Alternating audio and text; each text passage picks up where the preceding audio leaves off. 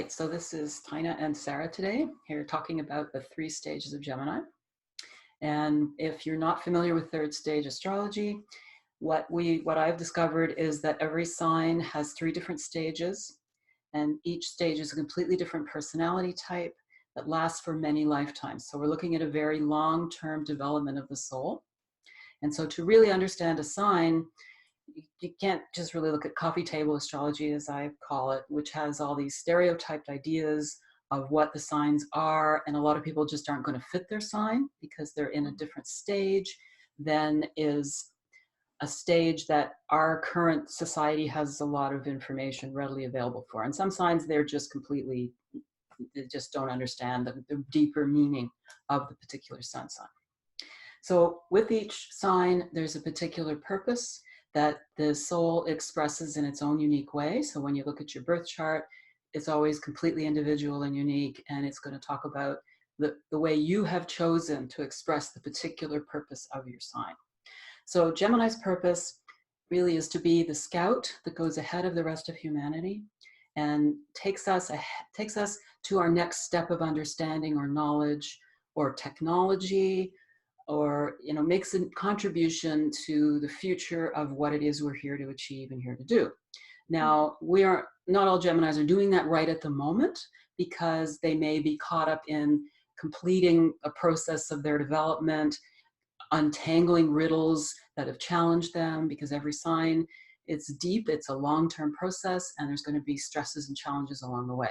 So if we understand the stages of the signs, then we can get through our challenges more quickly, and we can get to what our real purpose is and fulfill the things we really want to fulfill in our lives.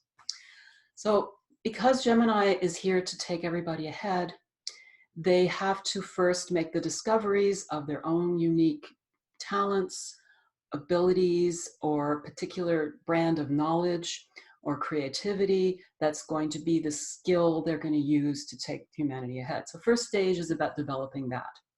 And what happens with people who are in first stage Gemini is that they are really the original hermits. And Gemini really is the hermit of the zodiac, even very friendly, outgoing Geminis. And this is such a contradiction to what coffee table astrology says, because it always says, oh, they're the life of the party, and they have so many friends, and they're also outgoing. And they can be like that for sure. Not all of them are like that at all. Some Geminis don't do that in any way, but some Geminis can have that outer expression.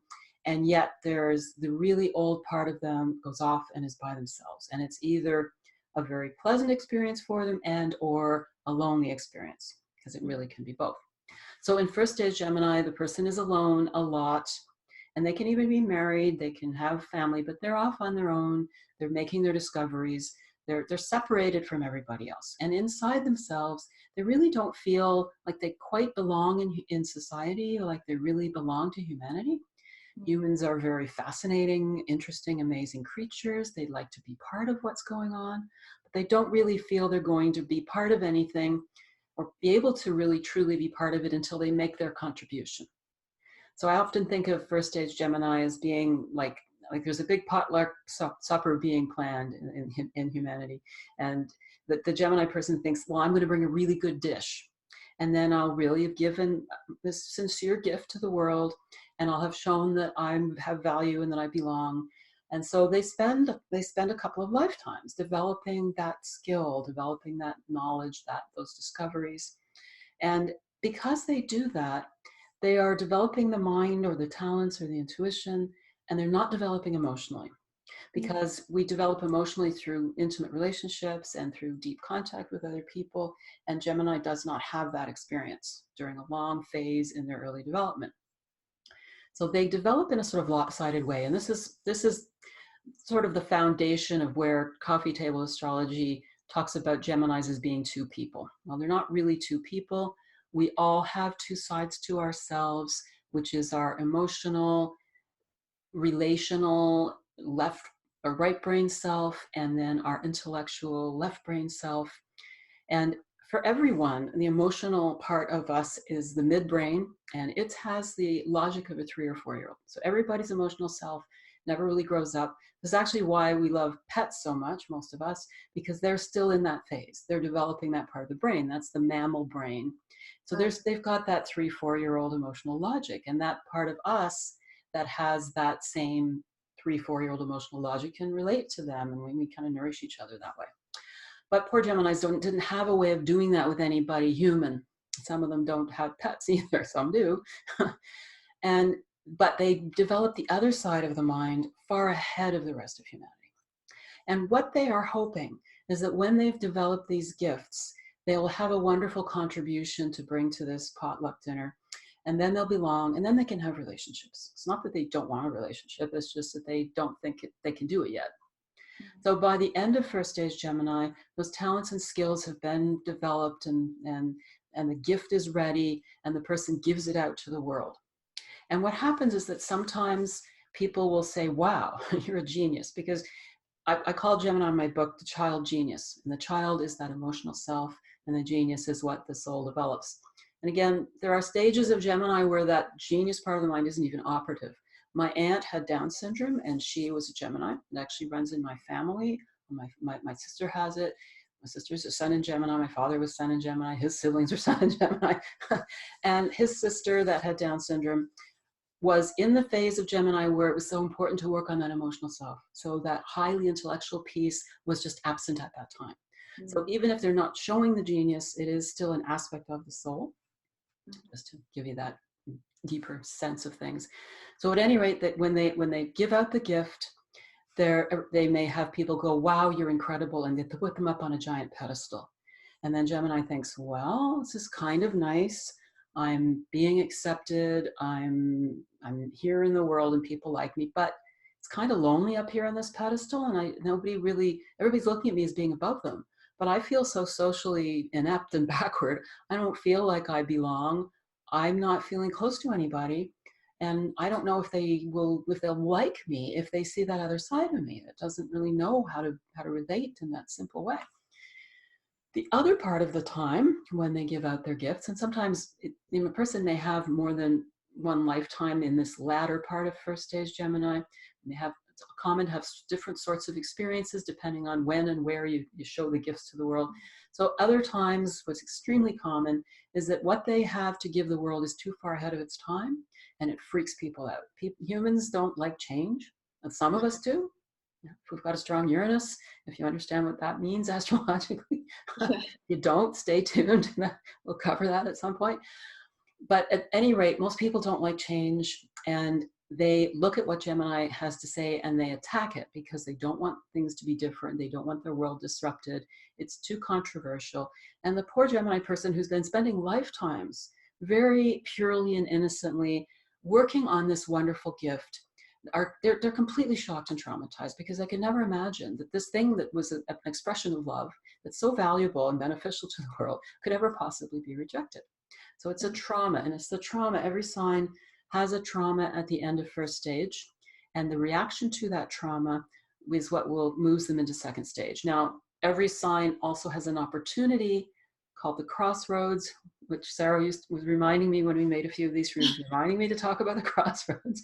I'm always interested in the Crossroads. Yeah, it is. It's really fascinating. And the Crossroads allows us to go straight to the third stage. And the third stage is where we have our act together, where we're living out the full purpose and where everything is expressing in balance. So a person can react to that trauma in a healthy way, but it's hard to do because the emotional self has been waiting for lifetimes to have love, to have intimacy, to have that simple emotional nourishment. And instead they've gotten slapped and rejected. And so their general reaction is to move into second stage. And in second stage, what happens is that the emotional self is now controlling things, but it's controlling things from behind the scenes because it's afraid to reveal itself. The second stage Gemini person feels that their emotions are a weak point. They know that they're not as emotionally developed or strong as other people. They do know that they've got a brilliance or a cunning that's kind of ahead of everybody else. They see things other people don't. But they're pretty socially and emotionally inept, even though they can often play the game of not being that way at all. That's how they feel underneath. So the decision that the person makes when the trauma happens determines what type of second stage Gemini the person becomes. And people can be blends of these types. But if they decide that it was something I did wrong. What did I do wrong? I must have made a mistake. I must have done something that was inappropriate. I'll be good. I'll try to please everybody. So I call this type of second stage Gemini the good child Gemini. And the good child Gemini is a person who will still be talented and have capabilities, but they will try to please other people, and they tend to be put in situations or gravitate to situations where the majority of their abilities are not being recognized or not being utilized. They're working at a much lower level than what they're capable of because that's all they feel society accepts. They will, in professional situations, they get used by the companies or the individuals they're working for. And again, my father was that type of second stage Gemini, and he essentially kept his company afloat, and he was the lowest paid person where he worked. And he was always afraid to make changes because they're afraid, it's ironically that he was afraid to make changes because what traumatized him was the changes he was bringing to the world, and people panicked. So then the good child second stage Gemini has this underlying feeling of insecurity. If I don't follow other people's rules, then I just might not make it. So there's a frustration all the time, and in their professional arena, in their when they interact with the outside world, they're very giving, and they're very quick to want to try and please. They can be submissive and subservient. When they're in their private world, they're extremely frustrated. So not every second stage good child Gemini, but many of them have a really bad temper when they're home alone with their family, with the people closest to them. There's nowhere else for this frustration to go. And we feel as though, well, the people closest to us are the least likely to abandon us or reject us. And that because the emotions are not well developed, the emotional control is not really well developed. And so there's a temper issue that good child second stage Geminis have. The other response is the opposite response to good child Gemini, and that is the bad child Gemini, who says, it was the world's fault. You guys did this, and I am mad at you. And so the child, instead of deciding, I'll be good, says, well, it's all your fault, and I'm going to make you pay. So there's a brilliant persona and a brilliant mind, and behind the scenes it's being run by a 2-year-old that's having a tantrum, but it's having often a sneaky tantrum. And so bad child second stage Geminis, they like to cause trouble, and they will do it sometimes in a very overt way, sometimes they do it in a covert way. There are games that they will play. There's vengeance of one form or another that they're doing in their personal life. They may be rebellious in terms of their professional life and jump from job to job, or just subvert the situation they're in. Is this where Geminis kind of get their reputation for kind of that multiple personality, because there can be that too extreme? Yeah, like yeah, having two heads, kind of. Yeah. That's kind of what you typically, think of when you're thinking of a Gemini. It's true. Yes, and because there's 3 types of second stage Gemini, and I'll get to the 3rd type in a second. A person can sometimes be a blend, and some people are just pure good child Gemini, some people are pure bad child Gemini, but sometimes people blend. A person can actually be a blend of good and bad child. So when you have that, you really have, who are you today? What are you doing? Because it's depending on what emotional reaction is operating. And again, it always relates back to that original trauma. And this is where past life therapy can sometimes be really valuable, because if you can go back and replay the trauma and rework the trauma, then you don't have to be operating under those knee-jerk reactions. It's not necessary for Geminis to do that. You can actually look at an astrological chart and see whether it's more valuable for the person to approach it that way, or whether they can just work on, you always get enough material in this lifetime to heal and unravel these wounds, even though they go back in other lifetimes, generally speaking. Anyway, so if a person felt like, what did I do wrong? And you guys are wrong, and they had both of those feelings fluctuating at the same time, you're going to get a blend of good child, bad child. And sometimes people go through long phases in their lives when they operate as one personality type, and then they move to the other personality type. So the third type of second stage Gemini is what I call the noble rebel. And that is more like an adolescent response. So in a sense, it's a little more developed a response than the other 2. Although the funny thing is they all have their ultimate value once they're transformed and the person gets to the third stage. You can always go back and utilize the things you were using when you were making a mess of your playpen, basically. So the more adolescent approach is the society has done this. Society is corrupt. There's something wrong with the structure out there. I'm going to rebel against it. I'm going to change it. I'm going to make it different. That's really a little more accurate about the situation. But because there's still trauma involved and there's still a very intense emotion involved, the noble rebel is a little bit like Don Quixote. They will choose very extreme causes and fight against things that are way out there, way beyond their time. 50 years, 100 years from now, people will be getting what it is they're talking about. But right now, they're championing what pretty much looks like hopeless causes and stressing themselves out. So they're very rebellious, idealistic. They tend to, and again, we can get mixtures there. So if you bring bad child into noble rebel, you're going to get the terrorist. Yeah. If you bring good child into noble rebel, you'll get the person who goes into that dead end job and tries really hard to please them, but then is still out there burning themselves out after hours, trying to change this cause, accomplish this idealistic goal. Sometimes a bad child noble rebel mixture will just cause trouble in their personal life. They'll plot against people and they'll betray people. Basically, they don't necessarily see it as that. They just have to. They get it in their head and twist it around that they're righting a wrong. Sometimes that's another thing that can occur. So there's a complex fabric to all of this. But the real bottom line is for everybody in second stage is a compensation. This is with every sign. Second stage is a compensation to the traumas that occurred at the end of first stage. And although what we do in our compensation deepens us, develops certain skills, develops certain understanding, it always ends up being a dead end. So by the time we get to the end of second stage, we're really at this dead end situation. We're so frustrated, we're so exhausted. And many signs, when they get to the end of second stage and start into second, third stage, or many people in many signs, will have health breakdowns just because the degree of stress and the degree of a dysfunctional situation for a good child Gemini, as an example, or dysfunctional relationships for the bad child Gemini. You're tired of going in and out of prison.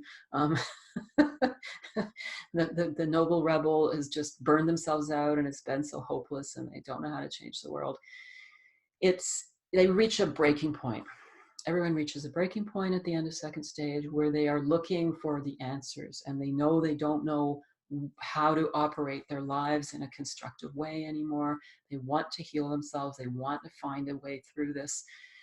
And so for everybody, you start questioning yourself, you start looking for answers, you start going within. Now, in all the signs, each of the stages has a certain part of the psyche that is dominant. So in all the signs, the conscious mind is the dominant part of first stage. So things are pretty simple for first stage people. You just use your rational mind and you go out and live your life. Second stage, you think that's what you're doing, but what's really the dominant part of the psyche in second stage is the subconscious. The subconscious is compensating. In third stage, the higher self or the spiritual consciousness of an individual is the dominant part of the psyche. So when we're in second, third stage, which lasts for about 1 to 4 decades, we are building more and more of a relationship with our spiritual self, our higher self, and transforming subconscious patterns that have been going on for lifetimes. Mm-hmm. And so for each sign, there are certain keys to transform the riddles that we all experience in our second, third stage transition. And for second, third stage Gemini, the most important thing is to nurture and to love that second stage emotional self. We want to love that child self. And because a second stage Gemini is hiding their emotional self behind them. And second stage Gemini people have a very big fear of intimacy. A big fear, by that I mean emotional intimacy, because they're really afraid that they're weak. Yeah. And that their emotional self is such a weak point, it's such an Achilles heel. They'll never be desired, they'll never be wanted. They were rejected for their greatest strengths, so never mind their weaknesses. No way anybody's gonna ever love me. If nobody loves me for my strengths, they hate me for my strengths half the time. How are they ever going to accept my weakness? So it's like they're hiding it behind themselves all the time. So it's really important that they love that part of themselves and start to unconditionally nurture that emotional part of themselves. And I remember quite a few years ago, I listened to an interview of John Bradshaw on the radio, and he was just talking about coming out of denial and doing emotional healing. But the way that he described the process of it, I thought to myself, this guy must be a Gemini, because he describes so perfectly what the process of second, third stage Gemini is. And of course, we often teach the things that we have developed ourselves. Yeah. You can realize this was the Gemini process. I mean, all these processes are applicable to all of us, but the process that applies to our sign is, of course, the most crucial one for us. Mm-hmm. So to really be our own best friend, to be unconditionally loving and accepting of that childlike emotional self is crucial for second, third stage Gemini people, so that they reach the point when they go into third stage where they no longer hide that emotional self behind them like it's a weakness. They now have this unconditionally loved and unconditionally loving childlike part of themselves. And the beautiful thing about third stage Gemini people is they're always childlike. They never get old. There's always this sense of joy and this youthful perspective on life. And so, because that, in a way, that childlike self, it sort of was Peter Pan. It froze. It never grew up. And for it to be loved and nurtured, and for the whole entire being to actually mature and grow in a positive way, allows that child self to no longer be childish, but to retain a childlike quality. So to just be there for your emotional self is incredibly crucial for second, third stage Gemini. The other thing that's important is that the person know how or develop the ability to learn how to tap the higher mind, work with that higher self, work with their higher intuitive and perceptual capabilities, so that they become a social scientist. They start to learn what's going on in society, what are the trends in society. They start to learn how to bring their gifts back into the world, but in the right place at the right time. Because one problem at the end of first stage Gemini is that they really were way too far ahead of their time. And noble rebel second stage Gemini are still doing that. They're still too far ahead of their time. You have to pick your battles and choose something that really is needed in the world, and it's still going to be ahead of its time and a little bit controversial. But if it's just a little bit ahead of its time and you can find the right audience for what you have to say, I mean, even if you look at John Bradshaw's contributions, there would be certain environments where they wouldn't want to hear what he had to say. So you don't go into that environment, you don't go into that culture, you don't go there. You go to a place where people are ready to hear what you have to say.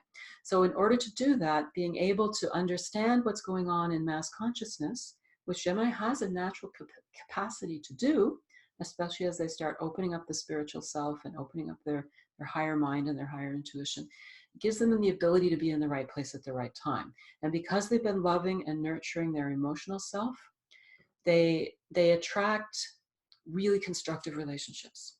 So they attract a really constructive partner in their lives. You know, I always think of, when I think of second, third stage and third stage Gemini and that facet of attracting a constructive partner, I think about Paul McCartney, because he had Linda, and she was just such a perfect example of what Gemini needs as they're going into third stage. And also, second, third stage Gemini people will attract positive relationships in terms of friends and family. So they have a supportive team around them. Because when they first came out in the world with their gifts at the end of first stage, they were all by themselves. And that's just too tentative and too difficult. It doesn't have to be difficult. And when the person has this understanding of where to bring their gifts to, when to bring it, how to bring it out, and they have that supportive, emotionally supportive environment of positive partnership and supportive friends and family, then they can go out and still do something that's really kind of unique and different and somewhat controversial, but it flies. And so then there's this tremendous joy and satisfaction that comes from that, and there's a real balance in life.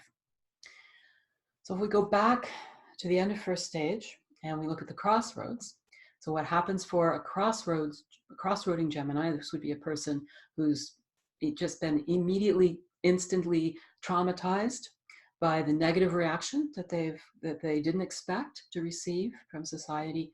And what they need to do at that point in time is tremendous emotional nourishment of themselves. And it's what happens for Geminis too is that there's a sort of spiritual illusion that all human beings are very, very prone to, which is this illusion that we're all separate from one another, and that everything else out there is out there, and I'm in here all by myself, and I have to handle this all by myself. Reality is we're living in a greater oneness. We have these senses that make it seem like we're separate from everyone and everything else, but it's actually an illusion. We're not. So to know that we are in this place of oneness, and that I have a purpose, and maybe I didn't quite take the steps that ensured success right now, but I'm going to be very, very loving to my emotional self. I'm not going to assume it's a weakness. This requires an older soul usually to make the crossroads leap in any sign. Usually we don't do first, third stage until we're pretty developed. But a pretty developed first stage Gemini who's an older soul could understand, I got to be my own best friend here because this was tough. And I do deserve love. I didn't have to earn it by going out and giving out my big gifts. That was something I made up in my head. And I'm going to reach for the higher understanding that's going to help me bring myself out in the right place at the right time. So they'll transition right over into healthy relationships. They'll transition into being able to give their gifts out in a constructive way. So they don't have to go through all these other three personality types that are reactions to trauma that second stage experiences. However, if a person, go ahead. Sorry, we talk about that first, third stage quite a bit. Is it common that people will be able to do that kind of transfer, or is it like 1 in 5, or is it more common or less common? I would say it's probably 1 in 30 to 1 in 100. It's very rare. It's very rare. Yeah, I could see why it would be rare. The interesting thing is that the sign I've seen it in the most, and I really don't know why yet, is Aries. For some reason, Aries makes first, third stage way more often than any other sign. It might not be the best sign to do that, though. That's the irony. Well, you're an Aries. Yes, I know. I didn't do that. Yeah, because the reason why it's not necessarily that great an idea for Aries to do the first, third stage transition is because first stage Aries has big ego, and they need a little bit of humility. So if they go from first to third stage, they may not always get that humility piece worked out the way that they would have if they'd actually at least had a bit of time spent in second stage. But, everybody's got their own unique path, and, it's not the end of the world. Yeah, no, that makes sense. They do the first, third stage and are still a little blustery. So yeah, it is rare. Crossroads are rare, and therefore nobody should beat themselves up if they didn't make the crossroads or if they don't make the crossroads. Yeah. So you're not lesser than if you can't do the first to third stage, because I know everyone's probably the competitors out there, the people that think, I definitely didn't make my first, third. Yeah, no, because the thing is, second stage sucks. I mean, you just don't particularly, not fun, but it doesn't mean there's something wrong with you that you do it or that you did it, because it does deepen us. I mean, it deepens our capacity to have compassion. It deepens our understanding of our inner nature, and therefore the understanding of other people's. It's just like anything else in life. If you suffer and you struggle, you gain something from it. It makes you more of a person than you would be if you had it always easy. And I would imagine everyone chooses a journey that's best for them. Exactly. Okay. Yeah. And it's also so important. One of the things this system can bring out is a sort of elitism of, third stage people are better, and second stage people are worse. And first stage people aren't even worth thinking about. It's not true. I'm glad you point that out too, because yes.